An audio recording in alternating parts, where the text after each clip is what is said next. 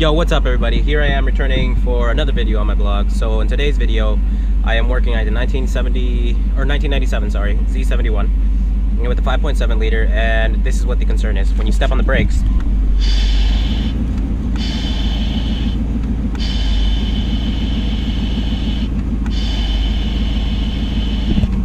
so essentially what's actually happening here, I'm gonna shut this off.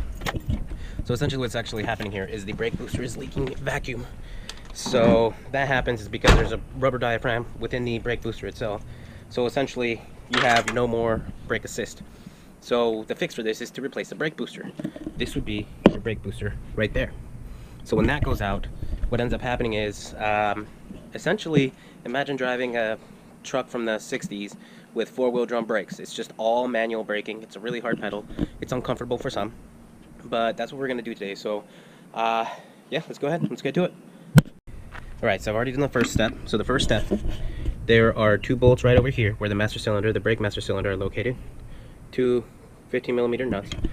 So I ended up loosening those out. I brought the master cylinder out to create a little bit of space. Now you want to be careful because you still have your brake lines connected, but the studs are kind of long, so you do want to just be careful with that. Next item I have to do, I have to remove the actual vacuum line right here. This comes from the engine block, that's how it gets filled.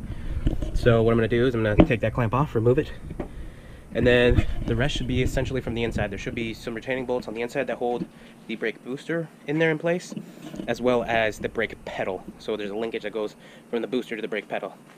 So that's the first part. It's already getting warm out here, and I barely even did anything, but it's hot. So that's the first part. We're going to continue on. I'm going to show you the next steps after this. Alright, so we're underneath the driver's side. So there's actually 4 retaining bolts or studs with these little lock nuts.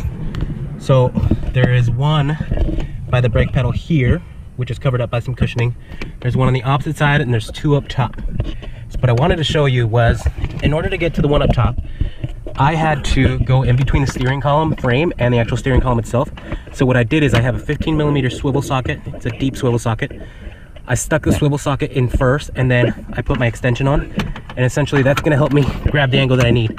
Now unfortunately, due to the angle that this is at, I can't hold the flashlight and the camera at the same time, but that's how I did the one on the right hand side. The bottom one's easy, the top one required a little more access, so that's what I did. I stuck the socket in first through the bottom here, and then I slid the extension through the steering column in the bracket that holds it, and then I stuck them together, and that's how I'm able to remove that.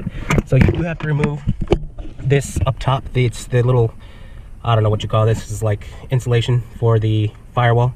So I did have to just move it around so I could access the bolts, because if you see right here, it's kind of a tight fit. So that's what I had to do. I'm going to continue removing these. It should be 4, and then right up here we have our brake pedal linkage. I don't know how I'm going to take that one out, but I'll continue looking at it and then we'll see what happens. Alright, let's continue on. Go. So the next step here is, I don't know if you can see, there's a clip that retains the brake switch on. You probably can't see it. I can't even see it. So this, yeah, so right there, if you look at it, so that's what holds in the brake switch, and then from there you can actually remove your brake pedal. So this was actually a bear to try and get off, and so I couldn't actually film it, but you got to just kind of keep playing around with it, and I'll show you what it looks like right now once I take it off. Alright guys, so I'm not sure if I caught the last part. I think my camera started overheating, but this was the clip that had to be removed. There's no way, so what this holds is the brake pedal switch, so there's really no way I could have filmed and held a flashlight and tried to remove this. So unfortunately this is going to be the most frustrating part that you actually encounter. I had to keep on moving it around and just prying at it with a little screwdriver, so that's the only way to do it. Again, sorry, there's no way I could have shown you that, but I'm also running out of daylight now. So that is the old brake booster right there. That's the new brake booster. So what I did have to do, and I had to be a little careful, was I did have to move the brake lines out of the way a little bit, just so I could fit my brake booster and get that out of there. Yeah, so now I'm going to go ahead and put the parts back in. So it's just a matter of aligning these 4 front, what do you call it?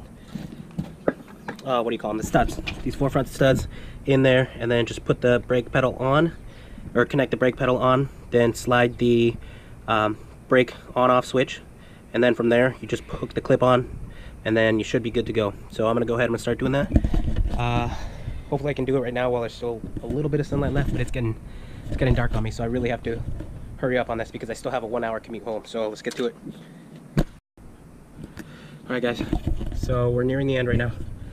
I got the bottom portion, or not the bottom portion, but the inside portion done. I put the 4 nuts back in. So these are the brake lines that we were careful not to bend over here. So what I'm going to do is I'm not sure if I can do that. So essentially what I'm going to do is I'm going to stick the master cylinder back in here, align it with the holes, connect the vacuum line, and then we just test drive it, and that's it. So this job was actually not overly difficult. The really hard part was that little clip. So that's what actually took a long time, but I think you can get it done within an hour. It's just a matter of luck with that clip, or if you already know how to take it off. I had some issues, use a small little pocket screwdriver.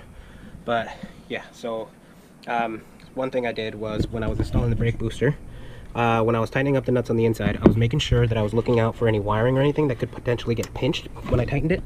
So I actually did pretty good. I didn't nick anything. And before I actually started tightening it down, I put in the brake pedal and the brake switch with the clip on there. That way I ensured that I wasn't going to have any alignment issues afterwards, and then I could just tighten it down and be good to go. So let's go ahead and let's continue. Alright, so I'm about reaching the end of the daytime here.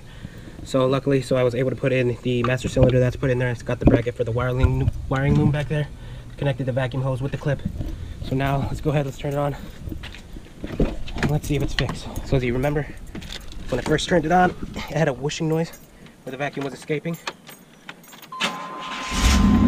Okay, there we go. Now let's go ahead and press the brake. And it's good. Now we got full assist and we're able to drive it. So that pretty much solves the repair for today. I'm going to do a quick test drive, but I've just about ran out of sunlight anyways.